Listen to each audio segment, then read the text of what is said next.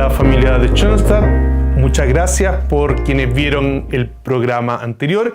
Continuamos con este curso que le he llamado José Kentenich y la biografía de Schoenstatt. En el capítulo pasado nos quedamos con el nacimiento de este hijo natural, de este hijo ilegítimo que era Pedro José Kentenich.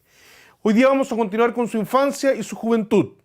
Sobre la infancia no hay muchas anécdotas. Está la famosa ocasión en que cae a un pozo y queda agarrado por sus tirantes. Lo salvan al pequeño José, despertándolo diciendo que le van a dar estampitas, y él dice: yo no quiero estampitas, y se despierta. Hay una famosa foto también de José Kentenich donde aparece con un gorrito con cara de ofuscado, y él cuenta después justamente porque no quería usar ese gorro. Pero en realidad no hay grandes hechos hasta lo que sucede un 12 de abril de 1894, cuando su madre decide que tiene que ir al orfanato de San Vicente d'Oberhausen.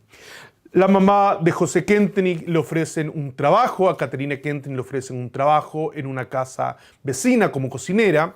A ese trabajo puede asistir la prima de José Kentenich, Henrietta, pero no puede asistir José, el pequeño José.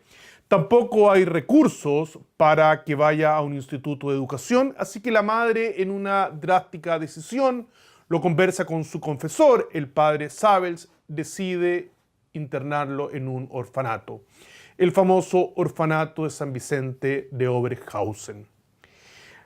La madre llega a este lugar con la prima, con José, y le dice a la Virgen: edúcalo tú porque yo no puedo educarlo.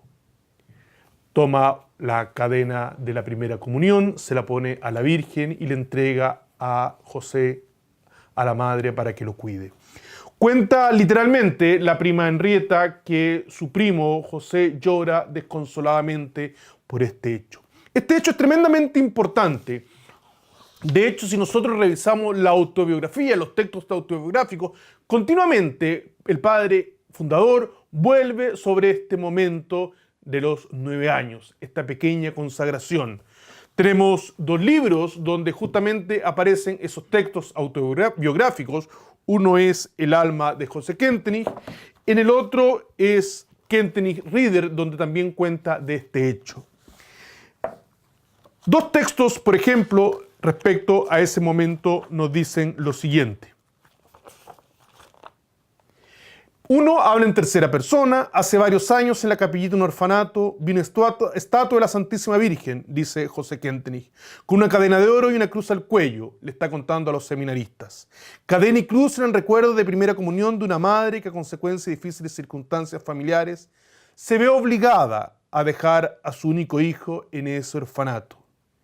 Ella misma ya no podía ser mamá para él.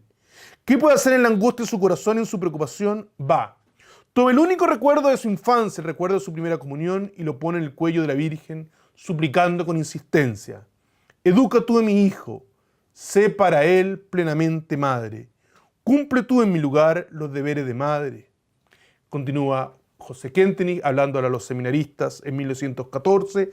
Hoy este hijo, se refiere, sin que ellos lo sepan, a su misma persona, es un sacerdote de mucho celo y trabaja fecundamente para la gloria de su Madre Celestial. Años después, en 1935, para la ocasión de las bodas sacerdotales, vuelve también sobre este recuerdo, sobre esto que había sucedido. En 1954, nuevamente quiere analizar este hecho a partir de un texto del padre Alex Menningen, que había hablado justamente de la íntima relación que había entre el fundador y la fundación. Ahí él dice: hay un acontecimiento que llama a la consagración a la Santísima Virgen, que incidiera en la vida del niño de 9 años y fue desarrollando con el transcurso de los años. Se lo llama consagración a la Santísima Virgen. Los historiadores del futuro, dice Kentenich, comprobarán con facilidad que efectivamente en esa consagración ya se hallaba germinalmente toda la obra de Schoenstatt. Es cierto que uno puede preguntarse qué más había en esa consagración, cuál fue la importancia, pero para el padre en ese momento se genera ese vínculo de amor entre él y la Virgen. Desde ese momento él siente además que es un hijo de María que nunca va a perecer, porque es la Virgen lo que lo va a cuidar. Pasa el tiempo, el otro hecho relevante es su primera comunión, también hay una imagen, y es relevante porque en su primera comunión Kentenich le comunica a su madre su deseo de ser sacerdote. Esto para su madre es motivo de preocupación porque en ese tiempo, además, para ser sacerdote, uno no podía ser hijo ilegítimo, no podía ser hijo natural. Y vuelve a consultarle a quien había sido su confesor, el padre Sabels, qué hacer ahora. Ya lo había ayudado una vez ofreciéndole este orfanato. ¿Qué puede hacer ahora con el interés de José Kentenich de ser sacerdote? El padre Sabels, su director espiritual, le dice que la posibilidad es que vaya a una congregación que no pide como requisito ser hijo legítimo. Es una congregación de misioneros que van al África. Esa congregación es la de los padres palotinos, la Sociedad Apostólica de Padres Palotinos.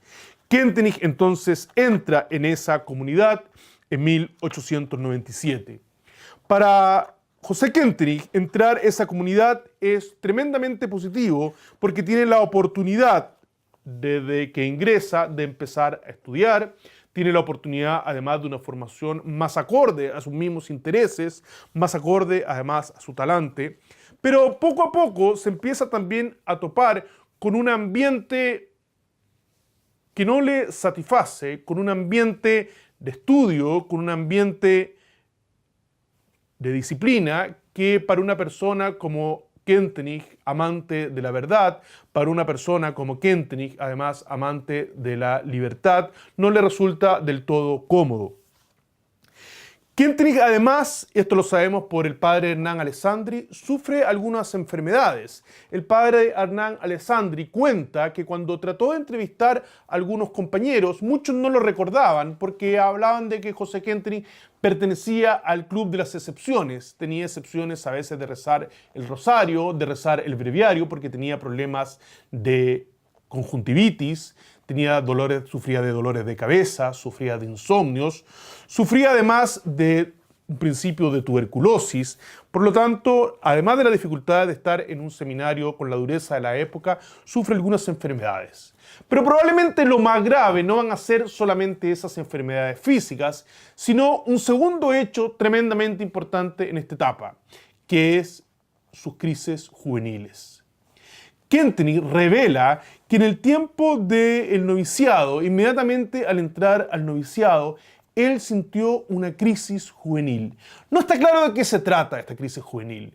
Puede haber sido una crisis motivada por las mismas enfermedades físicas, podría haber sido una crisis de fe, donde empieza a tambalear además el edificio, pero también puede haber sido una crisis de contacto.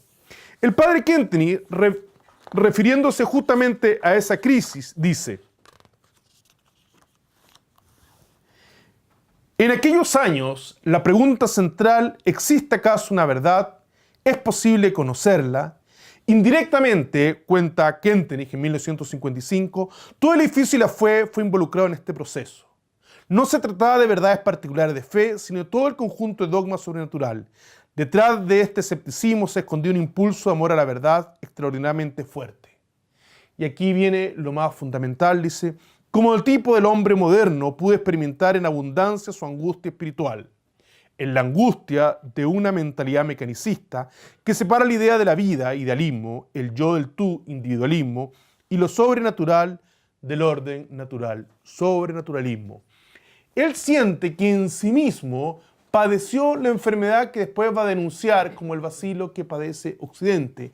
Él siente que en estas mismas crisis la providencia y la Virgen María le hizo a él también estar afectado, sentir la crisis que va a latir después en la cultura, en el alma alemana y en el alma occidental.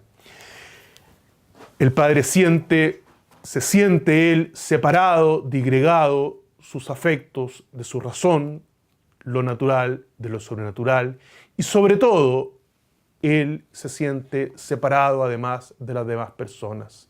Él siente que es incapaz además de hacer contacto con otras personas. Y por eso dirá, a lo mejor en un tono un poco superlativo, que solo la Virgen María va a ser la persona que va a influir en su formación. Pero él mismo dice que después de esa etapa, de esa dura etapa, fue la Virgen María la que justamente lo habría salvado. Ella señala, fue justamente la Virgen María en tal unión muy pronto me regaló a mí un amor a la verdad sano, un realismo y sobre todo una manera orgánica de vivir y de pensar. Es decir, en este pequeño tiempo de infancia de los 9 años hasta la entrada de la juventud, nosotros podemos ver cómo el padre en estos dos hechos siente la herida que él va a detectar en el hombre moderno, pero también la forma de sanarse, un contacto íntimo, personal, afectivo, natural con la Virgen María. Vamos a ver en los próximos capítulos, en el próximo tiempo, cómo José Kentenich se va a desenvolver en el seminario, qué va a pasar cuando tenga que el consejo decidir sobre su vocación y cuáles van a ser los resultados que van a tener después para su futuro como sacerdote. Muchas gracias.